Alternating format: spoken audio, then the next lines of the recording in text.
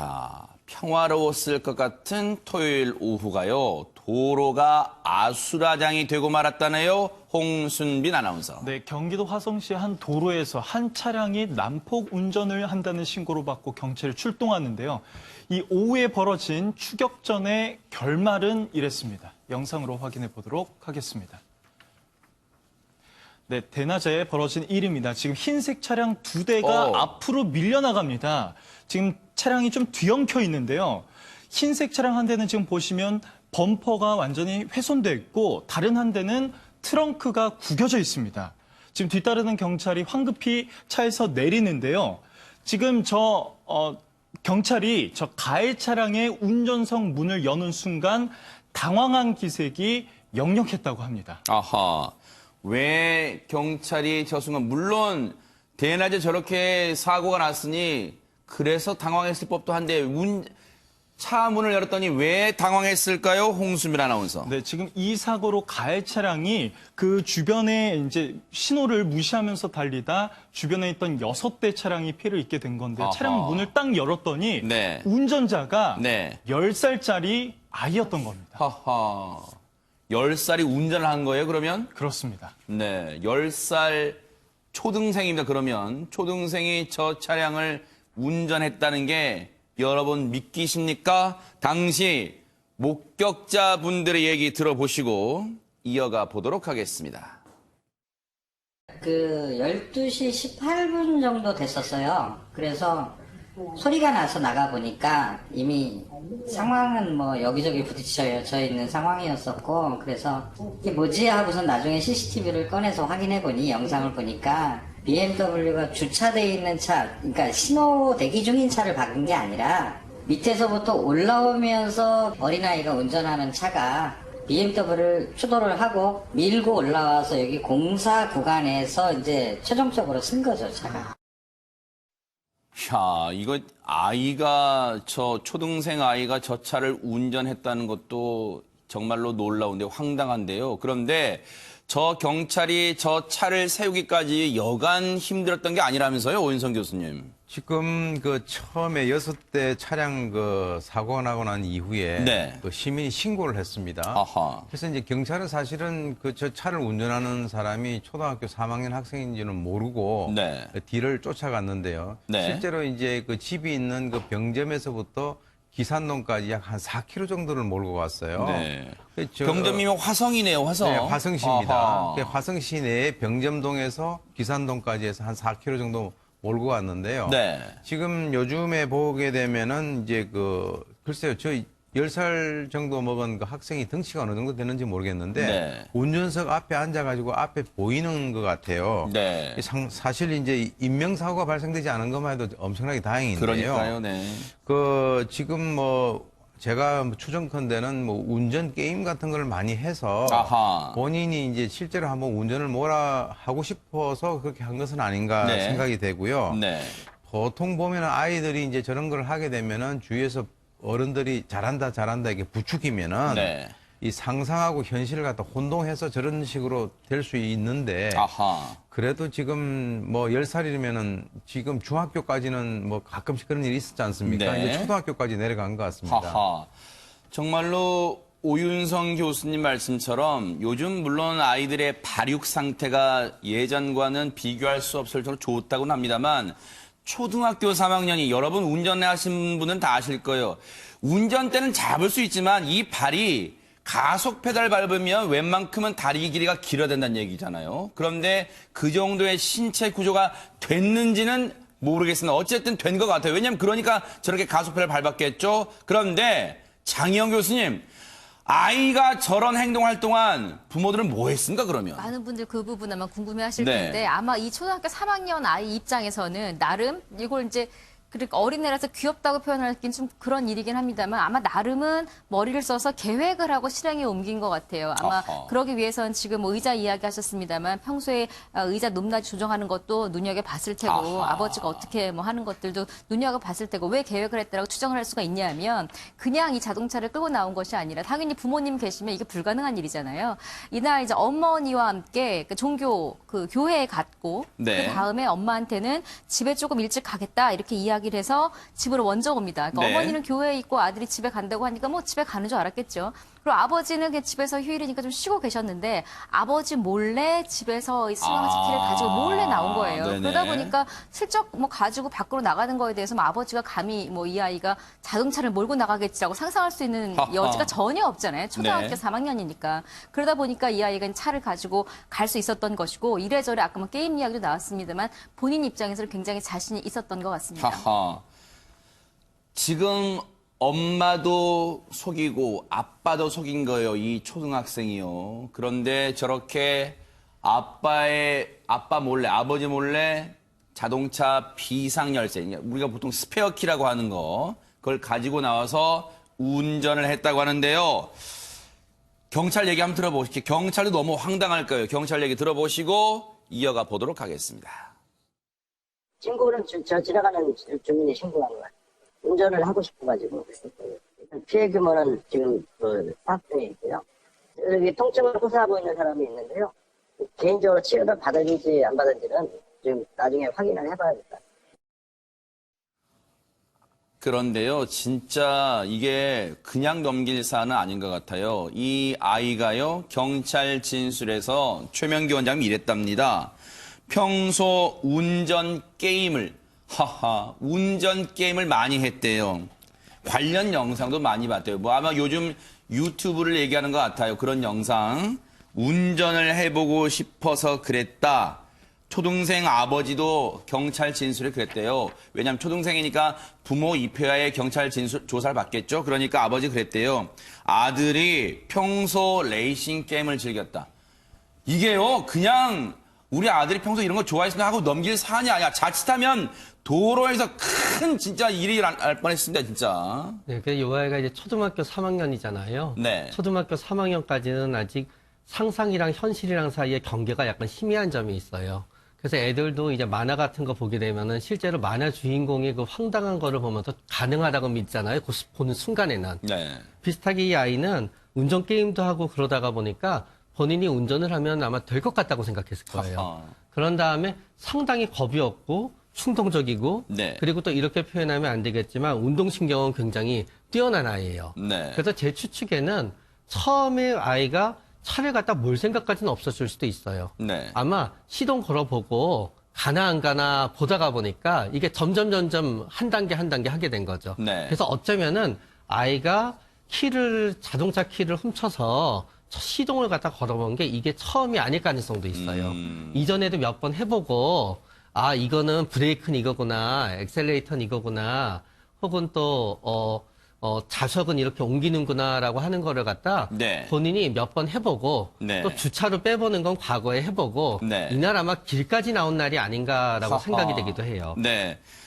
그런데요, 물론 이 아이만 탓할 수는 없을 거예요. 아이가 아직 판단력이 현실과 게임을 동일시하고 혼동해서 동일시할 수 있다고는 생각이 듭니다. 어쨌든 천만다행인 건 임방글 변호사님, 이 사고로 지금 물론 다치신 분은 계시지만 큰 중상은 아니라는 게 천만다행인데 이분들 그러면 혹시라도 어떤 피해 보상 받을 수는 있어요? 어떻습니까? 네, 우선 이 아이는 네. 10살인데 지금 만 9살로 이렇게 나오고 있죠. 아하. 우선 이 아이는 우리가 소년법상에 얘기하는 촉법 소년에도 해당하지 않습니다. 네. 10세에서 14세까지는 이제 촉법 소년에 해당이 돼서 이때 형사 처벌은 받지 않아도 소년법상 보호 처분은 받거든요. 네. 이 아이는 만 9세니까 이런 촉법 소년의 거기에 보호 해당이 안 처분도 돼요. 예, 받지 않아요. 그러니까 아무런 어떤 그런 처분이나 처벌은 받지 않는데 하지만 피해자들은 있죠. 아까 네. 말씀하신 대로 아주 크게 다치신 건 아니지만은 어느 정도 통증을 호소하시는 분도 계시고 네. 차량도 많이 파손이 됐습니다. 네. 그래서 여기에 대한 책임을 물어야 될 텐데 아이한테는 묻지 못하겠죠. 아이가 뭐 어떤 뭐 재력도 있는 재력도 없을 뿐만 아니라 네. 민법상 또 책임 능력이 또 없다고 볼 수도 있습니다. 그렇기 네. 때문에 이런 경우에는 이제 부모에게 이 손해배상 청구를 하실 수 있습니다. 네. 그 부모 입장에서는요, 정말 천만다행이라고 생각하세요. 왜냐면요, 이게 경제적으로 이제 피해 보상을 해주는 그것만 그치는 게 아니라, 물론 보니까요, 이 피해를 당한 차량 보니까 BMW 등 고가 외제 차량도 포함되어 있대요. 그러면 일단 어림짐작만 해도 물어줘야 될 돈이 많을 거 아니에요. 그런데 진짜 그게 지금 큰일이 아니라 아이가 자칫 이 차를 몰다가 뉴스파이터 등에서 여러 차례 그런 사고 보여드렸죠. 교차로 등에서 신호를 혹시라도 안 지키고 하다가 정말 오른쪽이나 왼쪽에서 오는 차랑 부딪혔다면 정말 돌이킬 수 없는 일이 벌어질 수도 있습니다. 그렇다면 차제에 이왕 벌어진 일은 이왕 벌어진 일이지만 앞으로라도 현실과 게임을 혼동하지 않도록 아이에게 부모님의 철저한 지도 교육이 필요해 보일 것 같습니다. 이게 단순히 그랬구나 너 게임을 좋아하는 거 하고 넘길 사안이 아니라는 점 분명히 교육을 시켜주시기 바랍니다.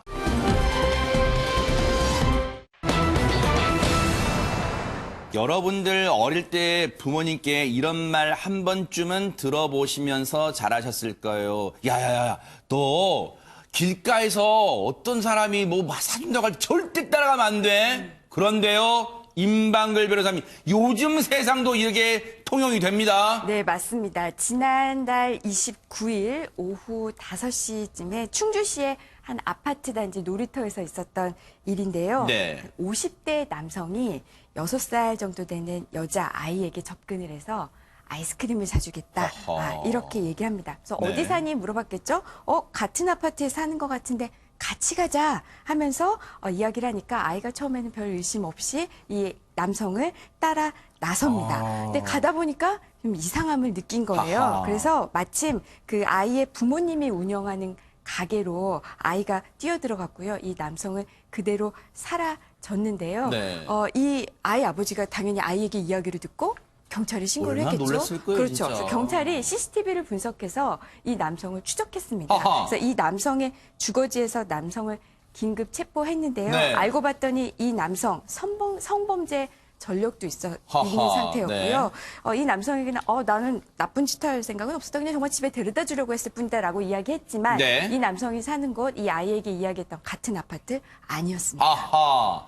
그렇다면 오윤성 교수님, 경찰이 이 남성의 말을 고지고대로 듣지는 않겠죠? 네, 그렇습니다. 네. 이제 순수한 의도라고 볼 수가 없는 그런 건데요.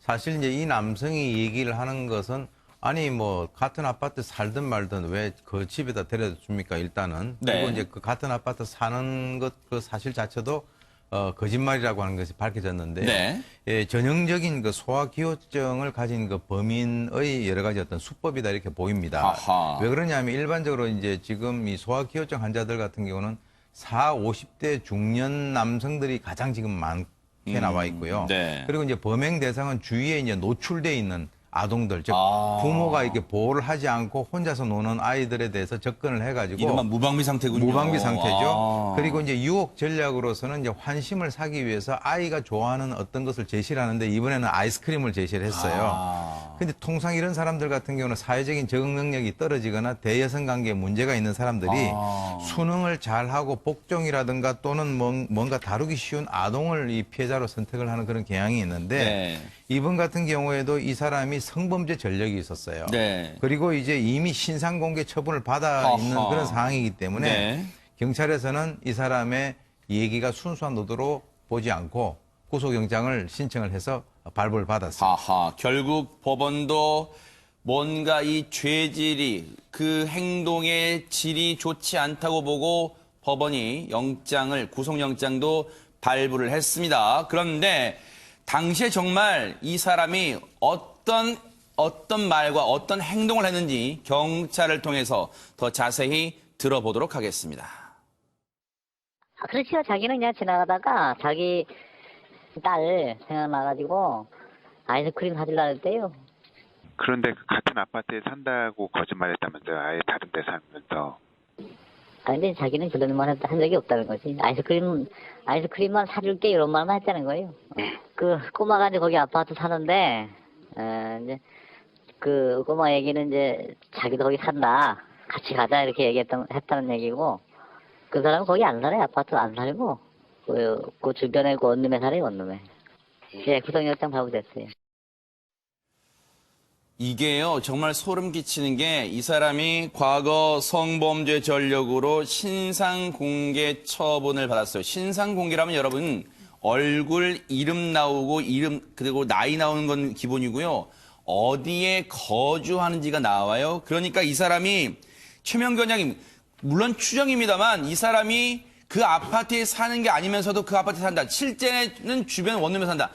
거기에서 범죄를 저지르면 혹시라도 알아볼까 봐 그 장소가 아닌 다른 곳을 택했다. 이런 생각도 듭니다. 네, 당연히 그렇게 되는 거고요. 또 범죄자가 자신의 신상을 노출시키지 않기를 원기 때문에 그 자신이 사는 곳이 아닌 곳에서 범죄를 일으키는 거는 이제 이 사람의 입장에서는 너무너무 본인이 범죄를 의도한 행위인 거죠. 하하, 네. 네. 그런데 이제 또 문제는 뭔가 하게 되면은 이런 범죄자들을 보다가 보면은 처음에 이 범죄자가 교도소에서 복역을 했는지 아닌지는 모르겠지만 교도소에서 복역을 하든 신상공개가 되든 처음에는 굉장히 본인도 당황하고 수치심을 느껴요. 그러나 그게 시간이 가면 잊혀지게 되는 거고요.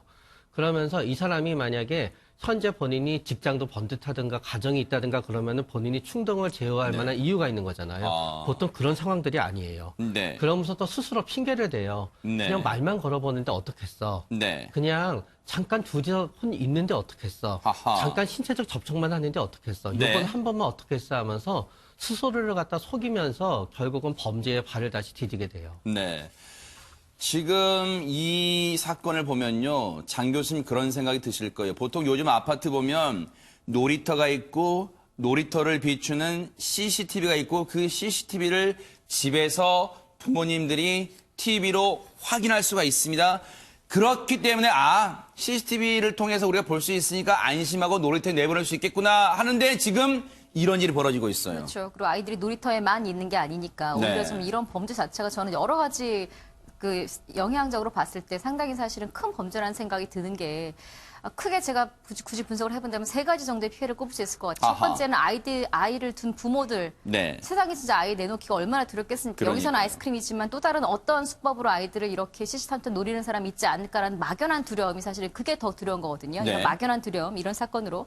또 하나는 저도 가끔 예를 들어 엘리베이터에서 귀여운 아이 데리고 탄 부모님이 있으면 제가 마침 손에 먹을 거나 이게 있으면은 너무 예쁘니까 주고 싶어요. 예전 같으면 서로 주고받고 덕담하고 아이가 이럴 텐데 이제는 주기가 겁이 나는 거예요. 왜냐하면 내가 또 다르게 네. 의도가 될까 봐. 그러니까 선의의 어떤 마음을 갖고 있는 정말 평범한 서민들이 또 이제 그런 마음들을 네. 닫게 만드는 각박함. 이게 결국은 사회적인 분위기로 가서 흔히 말하는 각박한 세상을 이렇게 만들어가는 거거든요. 다만 너무 이런 것들을 이제 우리가 스스로 너무 과잉 반응을 해 정말 각박한 세상을 만드는데 일조하기보다는 어떻게 하면 이런 것들을 해결할 수 있을까 이런 걸 찾는 오히려 지혜가 필요한 네. 하다는 생각이 들고요. 정말 이런 사건들은 그래서 조금 더 강력하게 처벌이 되고 예방될 네. 수 있는 대책들이 좀 나와야 한다는 생각입니다. 맞습니다. 그런데 그 얘기를 들어보면요. 요즘 초등학교에서도 이런 예방 교육을 한대요. 오윤성 교수님 초등학교에서 선생님들 그런데요. 어떤 낯선 사람이 말을 걸거나 어디를 가져가면 싫어요, 안 돼요, 도와주세요. 이 말을 분명히 하는 방법을 계속 예방 교육한다는데 하지만 그 예방 교육이 실제 이런 일이 닥치셨을 때는 정말로 이게 될지 뭔가 좀 이런 닥쳤을 때 지금 이 아이도요. 침착하게 뭔가 이상한 낌새가 있으니까 그 자리에서 도망쳐서 자신의 부모님이 운영하는 가게로 갔단 말이에요.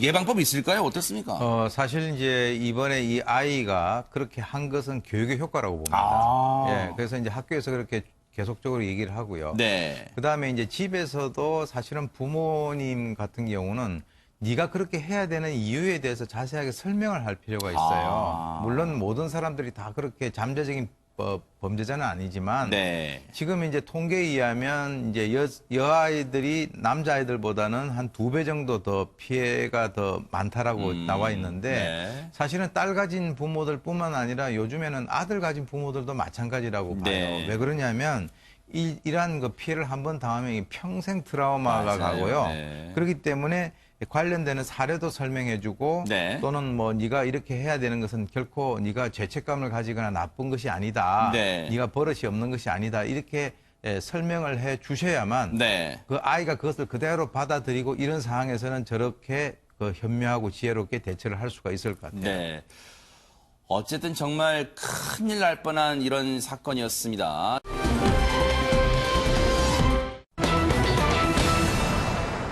밤에요, 도로에서 이런 끔찍한 일이 벌어졌는데 과연 어떻게 됐을까요? 홍순빈 아나운서. 네, 어두운 밤에 이 도로 위에는 한 남성이 쓰러져 있었는데요. 현장에 남아 있었던 건 사이드미러 한 짝뿐이었습니다. 네. 어떤 상황이었는지 확인해 보도록 하겠습니다. 네, 한 SUV 차량의 전방 블랙박스 영상입니다. 지금 길가에 세워진 트럭을 피해서 차선을 변경하려는데 지금 옆에 있는 사람을 보지 못하고 그대로 들이받은 겁니다. 하지만 차량은 현장을 수습하기는커녕 저렇게 빨간불, 신호까지 무시하면서 당황한 듯 달아나는데요. 이 사고의 충격으로 오른쪽 사이드미러가 떨어져 나간 채 도주하는 장면도 이렇게 찍혔습니다. 저 SUV 차량은요, 자신의 집까지 향하는데요. 지금 주차장에 들어서는 모습입니다. 네. 집에 들어서서 이제 차를 세우는데 네. 차에서 내린 운전자가 차량의 상태를 확인하는 듯한 모습도 블랙박스에 고스란히 남아 있었습니다. 하하. 아니 근데 앞서 이 저 가해 차량 운전자가 트럭을 미처 보지 못하고 방향을 틀었을 때 언뜻 지금 이 블랙박스 보면 사람으로 보였는데 그분은 어떻게 됐습니까 지금? 지금 이제 불행하게도 저 사고가 이제 발생이 되고 난 이후에 이 피해자인 환경미화원 같은 분은 환경미화원 네, 분이셨어요? 지금 이제 본인이 안전봉을 세워놨었어요. 네. 거기에서 자기 나름대로는 어떤 그 규정과 방침위에서 다 조치를 했는데 네. 지금 이번에 사고를 낸 저 사람이 그걸 자기가 보질 못했던 거죠. 그래서 저 사람을 쳤는데 안타깝게도 17m 정도를 사람이 날아갔습니다. 17m 정도 나가서 쓰러졌는데 그것을 분명히 본인이 인식을 했음에도 불구하고 그와 관련돼 있는 구호 조치를 전혀 하지 않고 그대로 차를 몰고 가버렸거든요. 네. 그래서 머리를 다친 상태에서 시간이 오래 이제 방치되다 보니까 결국에는 이틀 정도 지나서 안타깝게도 저분이 사망을 하시고 말았습니다. 아우 세상에요. 저 사람이 정말로 인간입니까? 저렇게 자신이 잘못을 저지르고도 아무런 구호 조치도 하지 않고 현장에서 줄행랑을 쳤습니다. 그러면 저 남성 어떻게 저렇게 누가 신고했고 누가 어떻게 검거할 수 있었습니까? 장 교수님. 일단 신고한 부분을 말씀을 드리자면 저런 이제 큰 사고가 나니까 지나가던 오토바이 운전자가 이걸 발견을 하고 112에 신고를 해서 이제 경찰이 출동을 했고요. 네. 지금 좀 화면으로만 보자면 저 사람이 환경위원 그 쓰레기 수거 차량을 급하게 확 피해가는 장면이 지금 보이잖아요. 그래서 아마 네. 그걸 보더라도 저 운전자가 운전할 때 그러니까 부주의해서 지금 본인이 저리로 돌진을 하다가 갑자기 자기 입장에선 차가 갑자기 보이니까 급격하게 이제 커브를 틀어서 옆 차선으로 가다 보니까 인명피해까지 났는데 음주 상태도 좀 의심해 볼 만한 상황인 것 같고요. 네. 결과적으로 신고가 돼서 경찰이 출동을 했지만 사망사고로 이어진 큰 사고였었고 네. 문제는 여기 이제 저 피해자를 잡을 수 있는 단서가 하나 있었는데 그게 뭐냐면 네. 저렇게 부딪힐 때 떨어지던 사이드미러. 요즘에는 네. 저런 자동차 부품 하나 가지고도 차량 추적을 할 수 있다. 뭐 네. 이런 이야기들 많이 나오지 않습니까? 아하. 그 증거물을 떨어뜨리고 도주를 한 것을 경찰이 발견을 하게 됩니다. 네. 물론 요즘 이 뺑소니 사고를 보면 대한민국 경찰분들이 집념을 가지고 끝까지 뺑소니범은 끝까지 잡는다는 집념을 가지고 잡기 때문에 해결은 됩니다만 하지만 저 증거 하나만 가지고 이 가해자를 찾아내는데 여간 어려운 게 아니었을 것 같아요. 자, 경찰 얘기. 현장에서 확보한 증거는 이 신락 같은 증거는 떨어져 나간 사이드 미러였습니다. 과연 경찰은 어떻게 찾아냈을까요? 경찰 얘기 들어보시고 이어가 보도록 하겠습니다. 신고를 받고 현장에 출동해 보니까 그 가해 차량의 걸로 추정되는 조수석 사이드 미러가 바닥에 떨어져 있었습니다. 흰색이라는 것 외에는 단서가 없었고 사고 현장을 비추는 CCTV는 없었습니다. 피의자 동선을 계속 추적해서 그 아파트 지하 주차장에 주차된 조수석 사이드 미러가 파손된 흰색 차량을 추적해서 긴급 체포하게 되었습니다. 저 조수석적 사이드 미러마저 없었다면 저 사람을 검거하는데 정말 애를 먹었을 것 같다 이런 생각도 해보는데요. 그런데 저렇게 경찰이 끝까지 추적해서 검거했는데 이 사람 입이 10개라도 할 말이 없을 것 같습니다. 입이 10개라도 할 말이 없을 것 같지만 네. 할 말이 있었습니다. 아하. 할 말은 뭐였냐면 사람 친 줄 몰랐다. 한마디로 이렇게 정리를 할 수 있을 것 같습니다. 하지만 네. 지금 저 사이드미러가 부서질 정도의 큰 타손이 있었음에도 만약에 내 차라면 내가 사람을 치지 않아서 내 차가 부서지면 당연히 차를 길가에 세우고 보게 되죠. 사람 심리라는 것 자체가. 근데 그렇지 않고 도주한 것 자체를 어떻게 해명하려고 하는지는 모르겠지만 어쨌든 본인 입장에서는 사람 칠 줄 몰랐다라고 부인을 하고 있고요. 네. 다행히 말씀하신 대로 그 사이드미러가 부서진 차량을 추적을 한 결과 요즘 CCTV가 또 워낙 많으니까 네. 현장에는 없더라도 저렇게 사이드미러가 부서진 흰색 차가 어디로 가냐를 경찰이 추적을 한 결과 3시간 만에 이 범인이 집에 있는 상태로 체포를 했는데 네. 문제는 이 사람이 이렇게 큰 대형 사고를 내고 안절부절 못하고 있는 것도 아니라 잠을 자고 있었습니다. 그걸 현장에서 경찰이 체포를 했습니다. 그리고 앞서 보셨죠, 영상. 자기가 머물고 있는, 자기가 거주하는 곳에 차 주차시킨 다음에 내려서 차 앞에 상태 요리조리 살피는 거 보셨죠? 정말 뻔뻔하기 그지가 없습니다. 그런데 이 사람이 경찰 조사에서는 사람을 친 줄 몰랐다 그랬잖아요. 그런데 블랙박스에는 진실이 담겨 있었습니다. 그 음성 들어보시고 이어가 보도록 하겠습니다. 포항 지진 오늘 내일 오전 10시 30분 서울 프레스센터에서 포항 지진과 지열 발전 관계에 대한 최종 조사 결과를 발표합니다. 조사 지난 2017년 지난 1년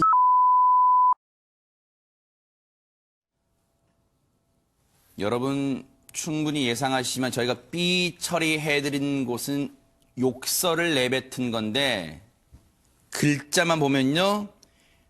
XX, XX, XX 놈. 이 말은 뭘까요? 최명규 원장님. 사람을 치었다는 걸 알고 있는 거 아닙니까? 당연히 알고 있죠. 그렇기 때문에 상당히 저런 욕설이 나올 때는 본인이 당황하고 그러면서 또 화가 나고 네. 굉장히 분노하고 그런 감정이 있었을 때 그게 해결이 안 되게 되다 보니까 욕설로 나오게 되는 거고요. 사실은 자기가 보지 못하고 친 거지만 아직은 판단이 제대로 되지 않은 상태이기 때문에 뭔가 자기 잘못은 없고 저기 피의자가 갑자기 나타났다고 본인이 생각하고 있는 거예요. 그래도 네. 또 저 욕설을 통해 가지고 피의자에 대한 어떤 원망과 분노를 하면서 자기 잘못을 갖다 지우고 있는 거지요. 네. 결국 저렇게 경찰이 블랙박스에 녹음된 음성까지 들이밀자 임방글 변호사님 이 사람 결국 이제는 뭐 물러설 데가 없는 거 아니에요, 이제는. 그렇죠. 뺑소니범 범행을 시인했습니다. 아, 그래요? 네. 내가 왜 도주를 했냐. 내가 술을 마셔서 이게 음주운전까지 걸리면 내가 가중처벌받을 게 두려워서 이런 행위를 했다라고 했거든요. 그래서 이제 본인이 술을 마시고 운전한 사실을 시인을 했는데, 근데 앞서 본 것처럼 굉장히 사람을 그렇게 쳤는데도 오히려 욕설을 하고 도주하고 그 다음에 집에 가서는 자고 있고 이런 걸 보면 네. 이런 것만 들으면 굉장히 만취 상태여서 네. 본인의 판단력이 떨어져서 그랬나 보다라고 생각하실지 모르겠지만 네. 음주 측정을 했더니 0.013이 나왔어요. 우리가 0.05부터 처벌을 하잖아요. 네. 그러니까 그렇게 술에 취한 상태는 아니었거든요. 네. 그렇다고 본다면 이 사람은 이제 여기서부터 제 개인적인 그냥 추정이지만 기본적으로 죄식이 굉장히 좀 낮은 사람 아닌가. 왜냐하면 그렇게 사람을 쳤다는 사실 본인이 어쨌든 알았잖아요. 알았는데도 전혀 정말 속도는 줄이지 않고 그대로 도주를 했고 오히려 욕설을 하고 집에 가서 잠까지 자고 있었다는 걸 봐서는 이 사람은 재판에 넘겨져서도 판사가 봤을 때 뭐 정말 실수를 범행을 저질러서 막 그 상황이 너무 당황스러워서 도주하고 이런 모양새가 아니기 때문에 죄질이 극히 불량해서 중형이 예상됩니다. 네. 이 사람이 사고를 내고도 앞서 블랙박스에 녹음된 음성 들으셨죠? 오히려 그 피해자분을 원망하는 듯한 욕설을 막 내뱉었어요. 그런데 이 사람이 알고 봤더니 기가 찹니다. 모 은행의 부지점장이래요. 회식 후에 돌아가다 사고 발생했대요. 왜요? 부지점장인데 지점장으로 승진을 앞두고 있었나요? 자신의 승진에 이 사고가 걸림돌이 될까 봐 그랬나요? 마치 피해자의 원망 모든 걸 되돌리고 마치 자기가 재수가 없어서 사고 난 것처럼 그런 원망한 듯한 음성이 고스란히 녹음됐습니다. 오윤성 교수님 반드시 뺑소니범은 잡힙니다, 진짜. 지금 이제 그 통계에 의하면 지금 뭐 CCTV라든가 블랙박스라든가 이런 것들이 워낙 지금 대한민국에 잘 구비가 되어 있기 때문에 전반적인 어떤 시스템으로 되어 있거든요. 네. 96%가 잡힙니다. 네. 지금 이제 96%라고 하지만 지금 경찰에서는 거의 100%라고 얘기를 하고 있는데요. 네. 일단 저런 상황이 되면은 본인이 남을 원망을 해요. 왜 하필이면 내 차 앞에 와서 부딪혔느냐라고 생각을 할 수 있는데 그런 상황에서 본인의 어떤 나름대로의 행위를 갖다 정당화하고 난 이후에 본인이 뭐라고 그랬냐면 쿵 하는 소리를 자기는 듣고 자기는 차량하고 부딪힌 줄 알았다라고 하는데 이것도 말이 되지 않는 게 차량하고 부딪히더라도 거기 차를 세워놓고 조치를 해야 되잖아요. 그러네요. 맞아요. 그런데 이제 본인이 할 수 있는 여러 가지 어떤 변명을 하고 있는데 지금 대부분의 뺑소니 하시는 분들이 심리가 탁 하고 난 뒤에 혹시 누가 안 받겠지라고 하는데 96%가 검거된다라고 한다면 그 순간에 과감하게 조치를 하고 신고를 하셔야만 더 이상 일을 갖다가 벌리지 않는다라고 하는 것을 꼭 명심을 하시기 바랍니다. 이 환경미화원분 정말로 누구에게는 소중한 아들이었을 거고 가족이었을 거고 가장이었을 거고 아버지였을 거 아닙니까? 정말로 하루아침에 이렇게 목숨을 잃고 말았어요. 임방글 변호사님, 이 가해자 죄질이 극히 불량한 거 아닙니까? 맞습니다. 제가 앞서 설명해 드렸듯이 굉장히 죄질이 안 좋은데요. 지금 법정형으로는 이렇게 사고를 낸 다음에 도주를 해서 사망케 한 경우에 법정형으로는 무기징역까지도 가능합니다. 무기징역 내지는 징역 5년 이상에 처하는 것으로 되어 있는데요. 우선 이 사람 사고 후에 보조거울을 고쳤다고 해요. 그러니까 이제 사고난 흔적을 지우는 것이죠. 증거를 없애려고 했던 거예요? 그렇죠. 그래서 검찰이 영장을 청구해서 지금 구속되어 있습니다. 정말로 증거까지 인멸을 시도했어요. 그런데요, 다 알고 있습니다. CCTV에 혹시 안 찍혔더라도요, 하늘은 알고 있어요. 정말로 나쁜 짓을 하고는요, 결코 이 대한민국 땅에서 발붙이고 살 수 없다는 걸 여실히 보여준 사건이었습니다. 너무너무 안타깝습니다.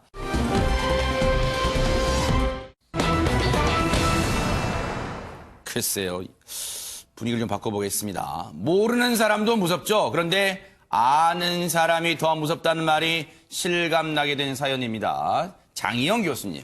그냥 아는 사람이 아니라 친가족이라면 더 끔찍한 사건이 되죠. 친할아버지가 10살도 안 된 친손녀를 성추행했던 한 사건인데요. 네. 2012년 10월로 거슬러 올라갑니다. 이제 이 할아버지의 아들이 이혼을 하면서 자기의 딸을 아버지한테 맡겨요. 그러니까 이 남자 입장에서 할아버지이고 손주를 맡게 된 거죠. 당시 맡겨질 때 자신의 손녀의 나이가 8살이었었습니다. 근데 맡기고 2달이 채 지나지 않은 시점부터 이 할아버지가 당시 67세였는데요. 8살 손녀를 성추행을 하기 시작하는데 처음에는 몸을 치료해준다라고 만지면서 성추행이 시작이 되고요. 네. 아마도 계속, 그러니까 처음 시작이면 어렵지 계속 지속되지 않았을까 하는 생각이 들고 급기야는 3년 후인 손녀가 11살이 됐을 때는 성추행을 넘어서서 이제 성범죄까지 이제 시도를 하게 되는데 물론 네. 미수에 그치긴 했습니다만 11살 된 손녀가 잠을 자고 있을 때 네. 성폭행을 시도하는 일까지 벌어지게 됩니다.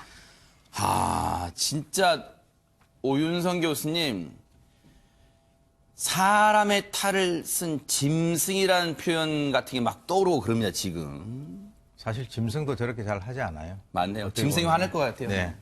사람이 아니다라고 저는 보고요. 일단 우리가 이런 얘기 있지 않습니까? 참 세상에 믿을 사람이 없다. 네. 지금 이 친할아버지가 이렇게 한 것은 상당히 이건 좀 드문 그런 케이스예요. 케이스 얘기는. 네. 근데 전반적으로 보게 된다면 이제 본인이 나이가 67세부터 해가지고 시작을 해서 70세까지 이어졌는데 아마 성적 욕구를 해소할 수 없는 그런 상황에서 그 대상을 친손녀를 선택을 한 것 같아요. 그런데 이제 이것은 그런 행위를 하면서 너 왜 할머니 말을 잘 안 듣냐라고 얘기를 한다는 것은 자신의 행위를 합리화하기 위한 이유를 대고 있는 것이고요. 네. 일반적으로 이제 집안에서 가정 내에서 발생되는 아동 성폭행 같은 경우는 우리가 블라인드 요소라고 하는 게 있는데 네. 일단 이 B라고 하는 것은 브레인 와시라고 해서 세뇌를 시키는 거예요. 네가 잘못했기 때문에 이런 걸 당하는 거다.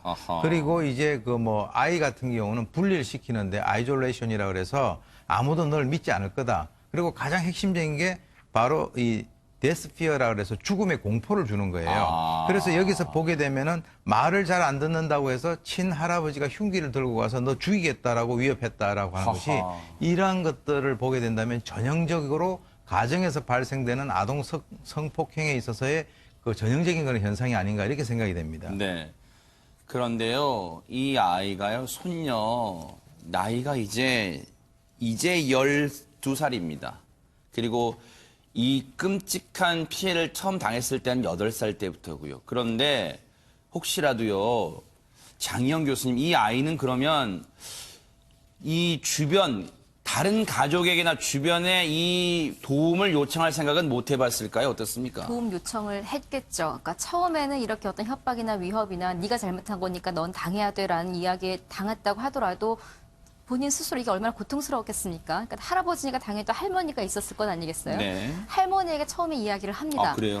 근데 문제는 이제 할머니도 사실은 이제 같이 비난의 화살을 맞을 수밖에 없는 얘기를 제가 이제 할 텐데 할머니가 네. 이렇게 이야기를 합니다. 고작 8살 된 아이한테 네가 몸 관리를 잘했으면 이런 일이 벌어지지 않았다. 첫 번째 이것. 뭐 이건 10대들이 들었어도 사실은 이해가 안 되는 건데 8살짜리 아이가 사실은 이 말을 어떻게 받아들였을지도 모르겠지만 네. 두 번째 신고해봤자 엄마 아빠는 널 키워주지 않는다. 전 사실은 이 어린 나이에서는 그러니까 10대나 뭐 이상 성인 됐을 때는 첫 번째가 더 상처였을 수도 있겠지만 요 8살짜리 9살짜리 아이에게는 엄마 아빠한테 버림받았다고 생각하고 있을 수도 있는 이 나이에 신고해봤자 엄마 아빠는 널 키우지 않는다라는 것 자체는 너는 여기서 벗어나면 아무 데도 갈 수가 없어. 여기 밖에 없으라는 엄청난 강요이고 강압이고 협박이거든요. 저는 이런 부분에 아이가 느꼈을 정신적인 충격도 너무나 걱정이 되고 첫 번째 이야기했던 네가 몸 관리를 잘했으면 이거는 당장은 뭐 받아들이기가 어려웠을지 모르겠지만 성인이 됐을 때 이 아이에게 어떤 가치관이나 이런 걸 변질이 될 수 있는 요소이기 때문에 함께 있던 이 할머니도 사실은 저는 상당히 좀 안타까운 부분이 있습니다. 우리가요, 참, 우리가 좋은 일에는 부창부수란 표현을 써요. 아내와 남편이 호흡과 손발이 잘 맞는다는 표현을 부창부수 쓰죠?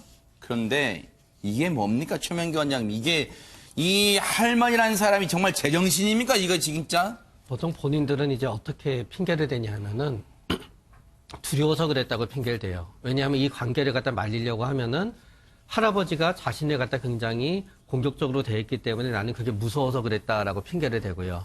그런 다음에 또 이런 심리의 밑에 보면은 되게 창피한 게 밖으로 노출될까봐 그거를 감추고자 하는 심리가 있어요.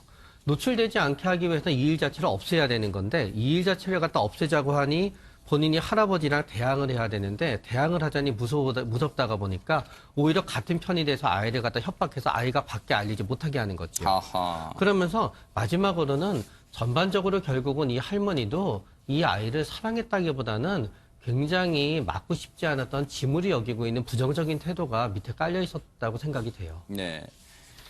이 아이는요, 엄마 아빠가 이혼을 하는 바람에 2012년부터 저 짐승 같은 할아버지 그리고 그걸 방조한 할머니 손에서 키워졌습니다.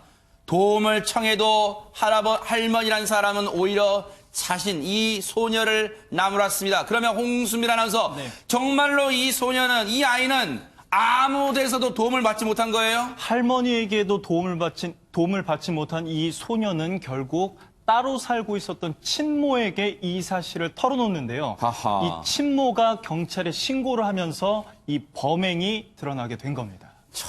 정말로 늦었지만 늦게나마 이 엄마한테, 자신의 친엄마한테, 이 친엄마에 대해서 이 할매라는 사람이 뭐라 그랬어요? 야, 네가 아무리 신고해도 너네 엄마 아빠한테 못 돌아가. 아이한테 이런 몹쓸 말로 상처까지 줬잖아요.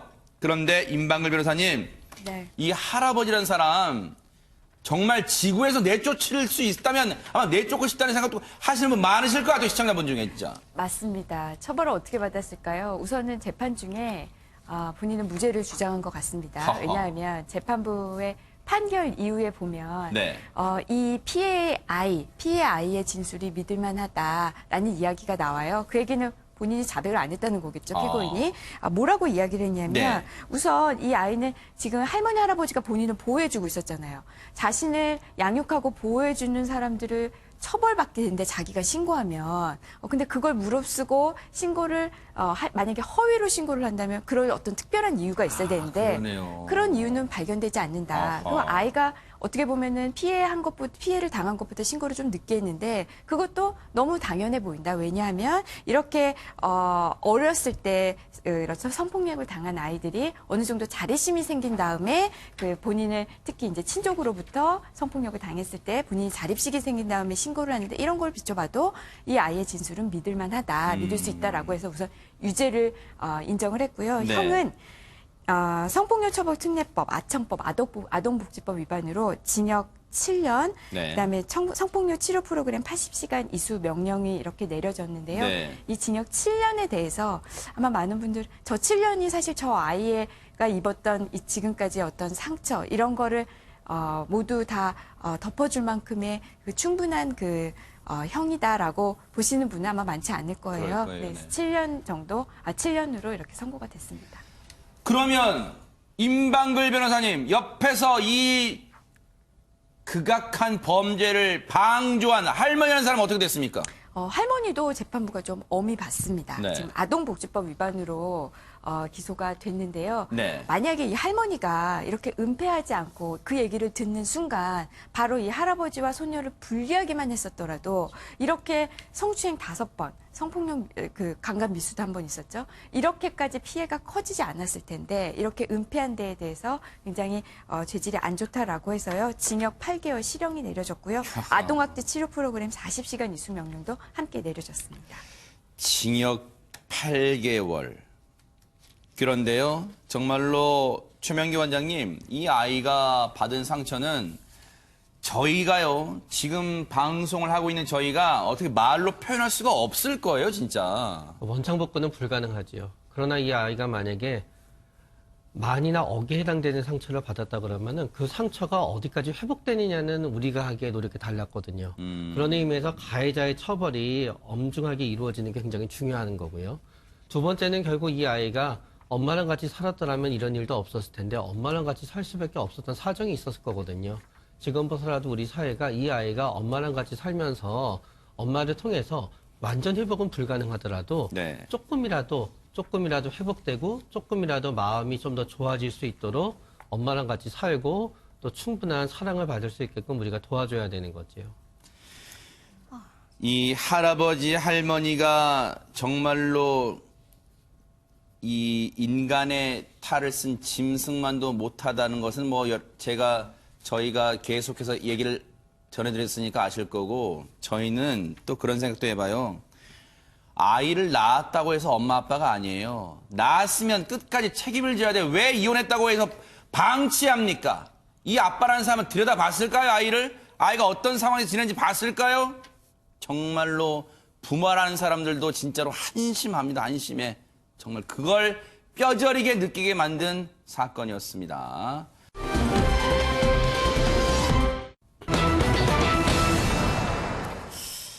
글쎄요, 한 부부가 있는데 그렇게 결말이 좋지 않다고 하네요. 임방글 변호사님. 네, 우리가 결혼을 결심하는 데에는 보통 기본적으로 배우자 상대방에 대한 사랑이 이제 기본이 되죠. 네. 그런데 이 부부는요, 남편이 좀 처가에서 경제적 도움을 받는 것을 좀 기대하고 결혼을 한 것 같습니다. 네. 이렇게 결혼을 했는데요, 처가가 생각한 만큼 그렇게 부유하지는 않았어요. 네. 근데 이제 아내도 남편이 자신의 친정이 부유한 것이라고 생각을 한다는 걸 알고 있었기 때문에 이 남편의 기대를 저버릴 수가 없어서 남편이 돈이 필요하다고 할 때마다 친정에서는 돈이 없으니까 지인들에게 돈을 빌려서 남편에게는 친정에서 보태준 것처럼 하고 돈을 갖다 줍니다. 세상에. 이런 식으로 지인들에게 한 4천만 원 정도를 빌렸고요.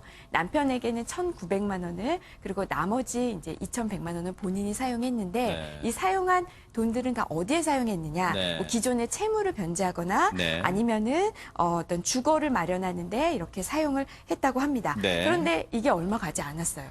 주변에서 빚도촉을 해오겠죠. 그러겠죠. 그러니까 남편이 이제 알게 된 겁니다. 네. 알고 봤더니 처가에서 가져온 돈이 아니었고 네. 처가 그렇게 여유롭지도 않았고 아내가 나에게 거짓말을 했구나. 네. 이래서 이 아내를 아내에게 욕을 하고 아내를 때린 다음에 아내를 우선 내쫓았고요. 또 아내를 사문서 위조죄로 고소를 했습니다. 예. 아마 아내가 남편 이름으로 지인들한테 돈을 좀 빌린 것 같습니다. 그래서 아내를 또 사문서 위조까지 고소를 해서 두 사이가 완전히 이제 파탄에 이르게 됐습니다. 그런데요, 이 사람 진짜 어이가 없네요. 오윤성 교수님. 애초에 출발을 처가 덕을 보고 싶었던 남편? 그런데 경제적 여유가 없던 아내가 이렇게까지 해서라도 맞춰주려고 했는데 이걸 알았는데 결국 폭행을 해요? 뭘 잘했다고요, 지금? 아니 오직 그 심적인 압박을 가했으면 아내가 이렇게 돈까지 빌려가지고 자기 집에서 가져온 것 같이 이렇게 했겠습니까? 그러니까요. 그래서 이제 우리 그 옛말에 겉벌이 서말만 있어도 처가살이 하지 않는다라고 하는 그런 얘기가 있어요. 네. 일단 이 남자가 처가덕을 보려고 마음을 먹은 것 자체가 잘못된 것이고 이 사건의 발단은 바로 자신으로부터 시작이 된 거거든요. 네. 그런데 이제 그것에 대해서 문제가 생겼다라고 해가지고 폭행하고 뭐 사문서 위조 및 동행사로 고소까지 했다라고 하는 것은 철저하게 그 아내에게 책임을 전가한 것이고 또 이 아내를 쫓아냈을 때 아내가 임신한 상태였다라고 그래요. 그러니까 정말 참 어떻게 보면 못난 남편이다. 저는 이렇게 그러니까요. 생각이 듭니다. 근데 이제 여기서 그런 생각이 드실 거예요. 아니, 그러면 아내 입장에서는 그냥 사실대로 여보, 우리 친정 그렇게 넉넉한 형편이 아니에요. 최명근님 이렇게 말했으면 낫지 않았을까 이런 생각도 들어요. 어떻습니까? 말했으면 아마 더 일찍 맞았을 거고요. 하하. 말했으면은 아마 더 일찍 이혼을 갖다 하자고 했을 겁니다. 네. 그렇기 때문에 남편의 그런 성향을 알았기 때문에 일이 이렇게 된 거고요. 네. 그러면서 또 아내 입장에서는 본인에 대해서 이유는 모르겠지만 굉장히 본인이 뭔가 자존감이 좀 낮고 본인이 아마 열등하다는 생각이 있었을지 몰라요. 그렇기 때문에 남편한테 그만큼을 갖다 본인이 해야 된다고 생각하는 부분도 있고 네. 여기에서 결혼을 하자마자 남편의 요구에 응하지 않아도 이혼을 하게 됐을 때 네. 본인이 다시 결혼을 하지 못하게 됐을 거라는 어떤 굉장히 커다란 두려움도 있었을 겁니다. 하하.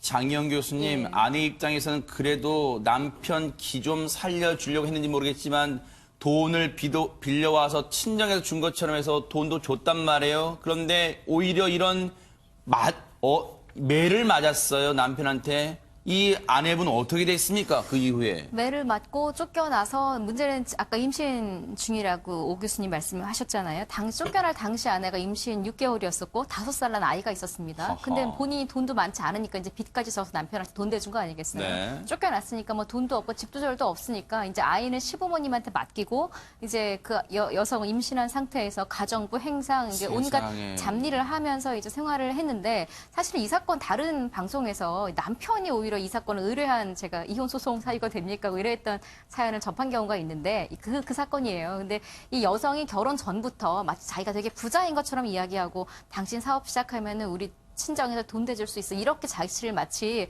거짓해서 자기는 이거에 결혼을 했다. 그래서 오히려 자기가 피해자라는 식으로 남편이 이야기한 그 사건으로 제가 이걸 또 역으로 다룬 적이 있었거든요. 네. 근데 지금 아까 임박님께서 첫 번째 말씀하셨지만 결혼 조건이 돈 대준다고 하는 게 결혼이 아니잖아요. 네. 사랑이 전제가 된 거고 아마 추측해보건데 여성은 남성을 워낙 사랑했으니까 남성이 돈을 보고 자기를 좋아한다는 거 안 순간 계속 돈이 있는 척을 아마 해야 됐었을 거예요. 네. 둘 다 물론 잘못이 있습니다만 결과적으로 여성은 남편에게 돈이 없다라는 걸 이제 알게 되자마자 쫓겨났고요. 문제는 남편이 오히려 이거를 앞서 제가 말씀드린 대로 자기가 마치 속아서 결혼한 것처럼 남편이 이혼 소송을 제기를 하고요. 네. 결혼이 파탄난 것은 전부 다 아내 책임이다라고 남편이 이야기를 하면서 이혼 소송을 제기를 했고 아내는 현재 그렇게 잡일을 하면서 이런저런 일용직 일들을 하면서 혼자 거주하고 있는 상태입니다. 생각을 해보세요, 여러분. 세상에 이 남편한테요. 쫓겨날 당시에 100만 원을 받고요. 5살짜리 아들이 있었는데 쫓겨나왔대요. 아들 손 붙잡고 쫓겨나왔대요. 새빵을 얻어 전전긍긍 살면서요. 시쳇말로 입에 풀칠을 해야 되니까 가사 도우미, 행상 등의 일을 하면서 다 이렇게 또 아들을 또 키웠대요. 남편한테 생활비 좀 줘요 했더니 거절당했대요. 시어머니란 분이 그나마 양심은 있었는지 아이들을 맡아줬대요. 그런데 결국 남편이라는 사람은 뭘 잘했다고 이혼 소송을 했어요. 오윤성 교수님, 정말로 참 이 아내분의 참 삶이 기구합니다, 참. 아마 이제 제가 추정컨대 이 두 사람이 처음에 만났을 때는 여성이 남성을 좋아했던 것 같아요. 그래서 이제 남자가 그 자기가 좀 더 여성보다 우월하다라고 생각을 한 것 같은데, 사실 이제 일반적으로 이제 그 남성 같은 경우가 정말 좋아해가지고 여성에게 결혼을 하자라고 하면서 네. 아무것도 필요 없다 그냥 몸만 와라 이렇게 하는 그런 그 결혼이 어떻게 보면은 여성의 입장에서는 훨씬 더 행복한 그런 결혼일 수가 있습니다. 네. 그래서 이제 아마 이 여성 같은 경우는 자기가 이 남성하고 결혼하는 것을 성사시키기 위해서 네. 아까 얘기 나왔지만은 자기 집에서 돈을 대줄 수 있다라고 이렇게 얘기를 한 것이 아마 그 불행의 시작이 아닌가 생각이 되는데, 네. 물론 그렇다 하더라도 일단 결혼을 하고 난 이후에 아이들도 있고 그렇게 되면 네. 그 남성이 정확하게 현실을 직시를 하고 자기가 가장으로서의 어떤 책임감을 가지고 이 가족을 이끌고 나가야 되는데 네. 그 여성이 처음에 그런 그 자기에게 잘못된 메시지를 줬다라고 하는 그것만 가지고 지금 계속 일을 갖다가 이렇게 하다 보니까 네. 한 가정이 완전히 파탄으로 빠져버린 그런 결과가 아닌가 이렇게 생각이 듭니다. 네. 정말로 어처구니가 없습니다. 그리고 자기 자식한테도 이런 몹쓸 짓을 한 거잖아요. 법원, 지금 이혼 소송을 냈어요. 남편이라는 사람이. 임방글 변호사님, 법원의 판단은 뭐였을까요? 우리 법원이 유책주의를 취하고 있고 예외적으로 파탄주의를 취하고 있다는 거는 아마 많은 분들이 알고 계실 거예요. 그래서 잘못이 없는 사람이 잘못이 있는 사람한테 이혼을 청구할 경우에 받아들여지고, 잘못이 있는 사람이 잘못이 없는 사람에게 청구한 경우는 받아들여지지 않잖아요. 네. 근데 만약에 둘 다 잘못한 경우에, 둘 다 잘못해서 파탄이 난 경우에는 어떻게 될까? 여기에 대해서 이제 법원은 둘 다 잘못이 있다고 하더라도 잘못이 더 많은 사람이 잘못이 더 적은 사람에게는 할 수 없다라고 봐서요. 이 두 사이가 설사 파탄이 났다 하더라도 이 남성이 더 잘못했다라고 본 거예요. 우선 아내가 당시에 남편한테 말 안 하고 그렇게 4천만 원. 이게 사실 한 30년 전 사건이거든요. 네. 30년 전에 4천만 원 큰 돈이에요. 네. 이렇게 돈을 빌렸다는 거 아내의 잘못도 큰데, 남편이 그렇다고 해서 아내를 욕하고 때리고 내쫓고 아이들 키우고 있는데 뭐 생활비도 안 주고 이런 식으로 뭐 이혼만 주장하고 이렇게 하는 거는 남편이 잘못이 더 크다라고 해서 남편의 이혼 처분은 받아들여지지 않았습니다. 그리고 네. 나아가서 아내도 이혼하고 싶다라는 얘기를 명확하게 하지 않았어요. 네. 그러면 또 파탄으로 보기에도 애매하다. 이제 아하. 이런 이야기를 했습니다. 결국엔 그나마 법이요, 눈물이 있어서 그나마 이 아내 입장에서는 억울한 판결이 안 나왔던 게 아닌가, 그래서 천만다행이 아닌가 그런 생각도 해봅니다.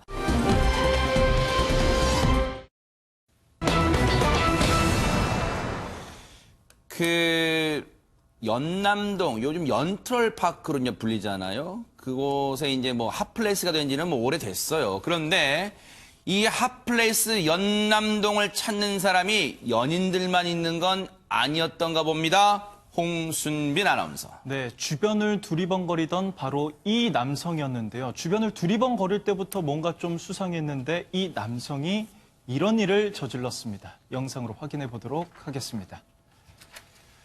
네, 한 남성이요, 주변을 두리번거리더니 전등으로 건물 내부를 비춰봅니다. 그리고 문 쪽으로 향하는데요. 뭐가 좀 여의치 않았는지 돌아가는가 싶더니 장갑을 갖고 와서 장갑을 끼고 있어요. 뭔가 작심한 듯 장갑을 끼고 저 문을 강제로 열기 시작합니다. 문을 열었죠. 그리고 건물 내부로 들어가는데 잠시 후에 남성이 뭔가를 들고 도주합니다.